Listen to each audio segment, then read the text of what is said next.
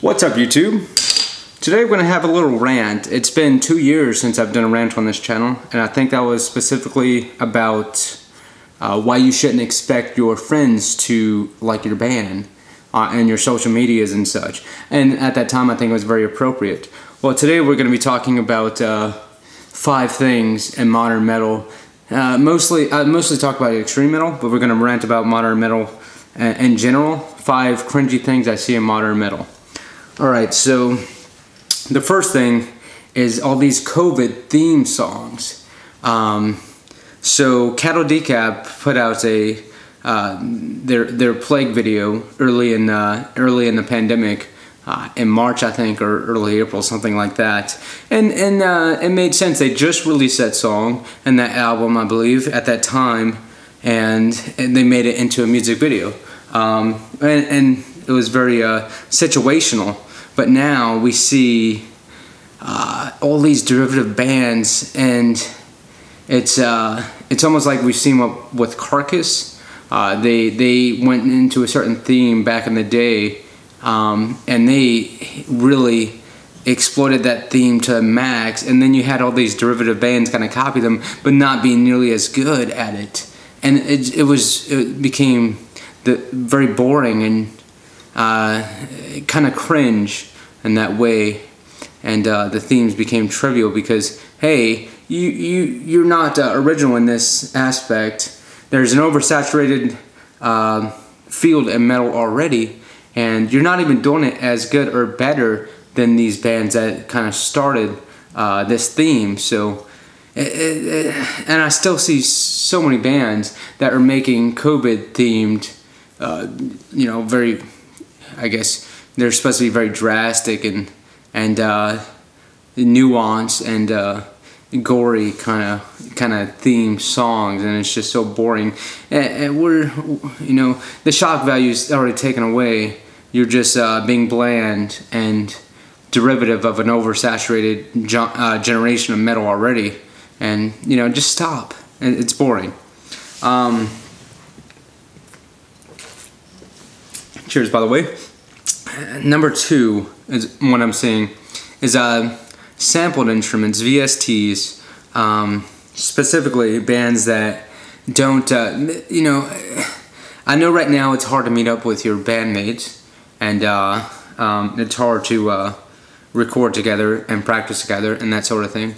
And if you want to use sample drums, for instance, it's become the norm. But there's a lot you can do with it. That's a lot different than the norm of the new theme of COVID. Because there's a lot you could do with sample drums, but what's cringe about them is the bands that just say, hey, we're gonna write this in Guitar Pro, we're gonna set it in some kind of program like a Superior Drummer 2 or 3, and we're gonna set it and forget it. And now, hey, our drummer sounds like everyone else. We don't retune the drums. We don't add any saturation to make the drum tone sound different. We add no tape delay or anything like that to try to make the drum sound different. Something that you can do is you can find a kick on a song that's played by itself, take that sample, blend it in with the sample from Superior Drummer, and then you have a new tone, a brand new tone that's may have never been done before. Make sure you tune them together, make sure they're in phase, make sure they're in the same key is what I would suggest. A lot of times, like toms and such are tuned in fifths between the top and the bottom of the tom, and so on. So that's something that you can do. But these bands, they just use they just use the stock or the preset of the cymbals. They don't change the cymbals. They don't change the tuning. They don't add any delay, any distortion, any changing of excitement or anything like that, or expanders or anything. And it's just boring. It's like I'm hearing the same exact drummer on all these albums. All these on these bands that try so hard and make these sometimes great songs, and it's sad. So that's a cringe thing number 2. And I think number 3 goes into that same aspect of these bands that this has been going on for decades. You know, vintage 30s, 57. Just throw a 57 on a vintage 30 cab. You know, get a basic plywood cab, maybe an orange cab. Throw a 6505 plus on it, a recti with a tube screamer. And yeah, there you go. You got a modern tone. You know, there's so many bands that nearly all that are unwilling to divvy outside the spectrum of normality, and we play extreme metal, and that's not cool. You know, we should be able to. We should thrive in the action of really trying to do something new, and that goes with guitar tone too. You know, there's so many bands. Hey, let's get Bias Amp too. You know, all the, let's say it's 2022. All the bands, or you know, maybe 30% of the bands are going to have the same presets from Bias Amp 3, and so on, Amplitude, and it's just boring. It's like hearing the same guitars and the same drummer on every album. Hey, we got the same tone. Hey, you know, cool. There's nothing unique about that, and these bands should be looking for ways to be unique. Like I said before, there's so much saturation in metal, and you should be looking for every way to be unique, not every way to, hey, we're gonna close ourselves in this box of boringness and nothingness and no originality in these regards that we can have some originality beyond our compositions. So let's see. Number 4, something cringe that I see is this idea, and this might be more genre, subgenre specific, and kind of age specific maybe. I see it a lot in regards of age, is metal support and brotherhood. So this expectation, hey, you know, hey, we gotta make sure we support the metal bands, you know, to prop up this metal community. Well, like what you like. Don't waste your energy on bands that you don't like just because you want to support the metal community. And that goes contrary to, hey, I'm true cult black metal. Hey, if this is mainstream, it's not cool.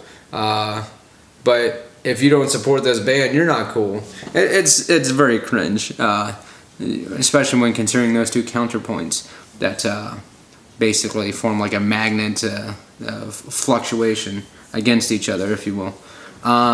And number 5, it's restricting against other music genres. That kind of goes with 4. So you got these metalheads that maybe this is subgenre specific too.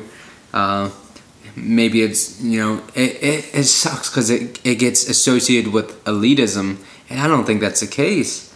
I'm a metal elitist, and I listen to jazz. I listen to some pop. I listen to some old school hip hop, like Lil Boozy. So I listen to a lot of jazz though, and classical music, and I listen to a whole bunch of stuff.